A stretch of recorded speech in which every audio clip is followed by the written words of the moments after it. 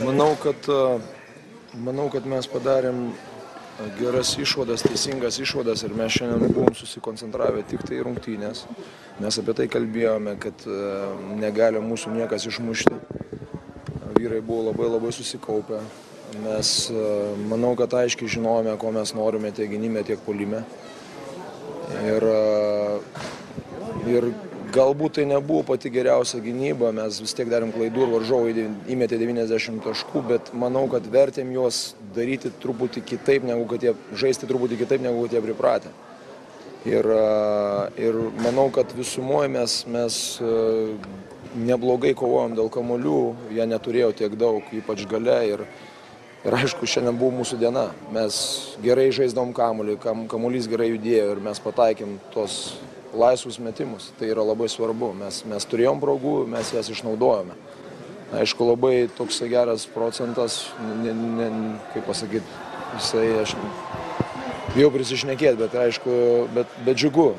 Jeigu mes tai sugebėtume daryti visą laiką, tai būtų labai džiugu. Bet reikia kaip pasakyti, žiūrėsim ir kitų, nes žinau, kad bus ir netokių sėkmingų dienų. Plus visi įdėjo širdį ir visi prisidėjo prie tos pergalės. Ne vien tik tai taškais, bet kamuoliais atšokusiais. Kažkur tai ten, sakysim, atidirbo gynyboje, tai pasistatė, tai bampino, tai padėjo, tai kištelio ranką ir tokie smulkios detalės viskas susideda. Manau, kad Kirstičius, mes turėjom problemų su Kirstičiu, bet Robertas, ypač antroji pusė, aš manau, kad jisai užrakino jį ir mums nereikėjo dvigubinti. Jonui sekėsi galbūt sunkiau, bet jisai šiandien gerai sužaidė puolime ir tas tandemas Šarūnas su Jonu labai suveikė. Be to mes atlikom 25 asistus. Tai rodo, kai mes žaidėm komandiškai, mūsų žaidėjai po 7-14, tai yra labai svarbus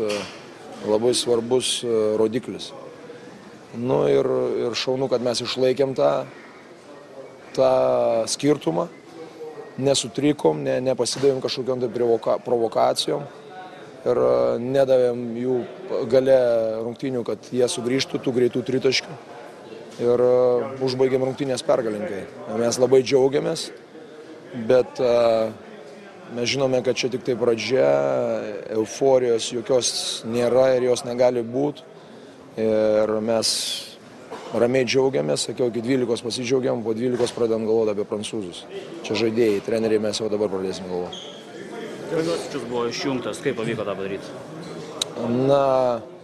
Jis pelnė tų taškų, bet vis tiek mes tai ir Mantas kažkiek dalį, bet po to daugiau Rimas įsikabinės lakstė, Martynas lakstė ir mes daugiau padėdavom prie 2 prieš 2, prie tų pick and rollų.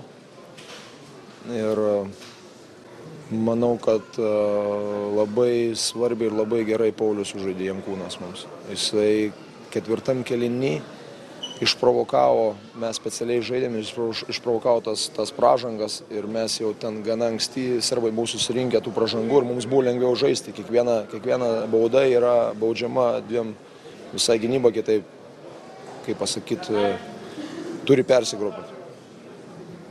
2 metus iš eilės įveikėte Ivkovičių ir jo komandą.